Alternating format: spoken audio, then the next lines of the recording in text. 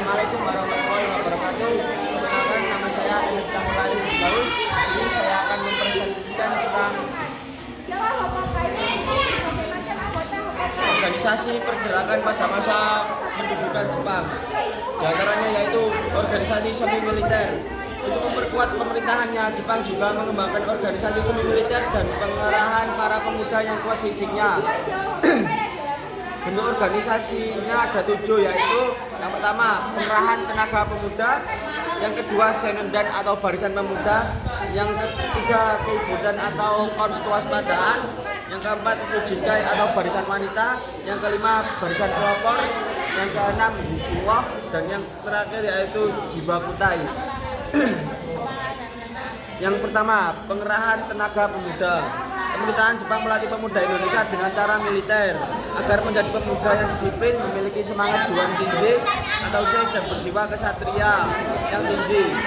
Cara indikator realisnya melalui pendidikan umum sekolah dan khusus latihan seperti BPAR atau Barisan Pemuda Asia Raya yang ditingkatkan pusat berada di Jakarta, yang dibentuk pada tanggal 11 Juni 1942 dengan pimpinan Dr. Slamet Sudibyo dan S.A. Saleh, sedangkan di daerah-daerah dibentuk Komite Penginsapan Pemuda.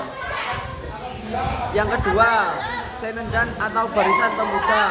Senendan dibentuk pada 9 Maret 1943. Jumlah anggotanya mencapai 3.500 orang dan berkembang hingga 500.000 orang.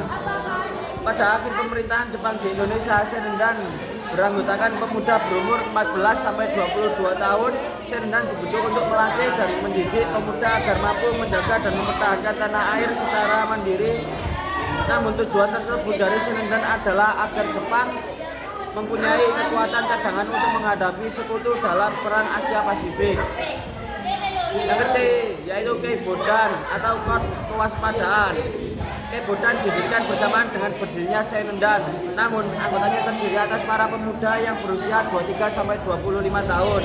Mereka yang dapat diterima sebagai Keibodan selain faktor usia yang ditentukan adalah semua laki-laki dari setiap desa yang dinyatakan berbadan sehat, kuat, dan berkelakuan baik. Tugas Keibodan adalah sebagai pembantu tugas kepolisian Jepang dalam menangani lalu lintas, menjaga keamanan desa sebagai mata-mata, dan lain-lain. Keibodan di Sumatera disebut Bogodan, sedangkan di Kalimantan disebut Borneo Konan Kokobudan. Dan yang ketiga, Barisan Pelopor. Bertanggal 1 November 1944, Jepang membentuk Barisan Pelopor. Pemimpinnya adalah kaum nasionalis, yakni Insinyur Soekarno, yang dibantu oleh R.P. Suliroso, Otto Iskandar Dinoto, dan Dr. Buntoro Martowatmojo. Barisan Pelopor memberikan pelatihan militer bagi para pemuda yang memakai peralatan sederhana, yakni bambu runcing dan senapan kayu. Barisan Pelopor bertujuan untuk menggerakkan massa, memperkuat pertahanan dan kesejahteraan rakyat. Dan yang terakhir yaitu Jibakutai, dibentuk Jepang pada tanggal 8 Desember 1944, terinspirasi oleh penerbangan bunuh diri Jepang Komite Jibakutai. Dibentuk hanya sebagai pendukung tentara Jepang. Jumlah anggotanya lebih dari 50.000 orang yang berasal dari intelektual seperti guru dan redaktur media massa. Setelah proklamasi kemerdekaan, Jibakutai mengubah namanya menjadi Barisan Berani Mati atau yang biasa disingkat dengan BBM.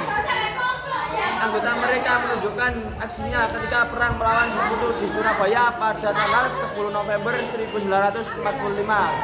Sekian dari saya, apakah ada pertanyaan? Loh.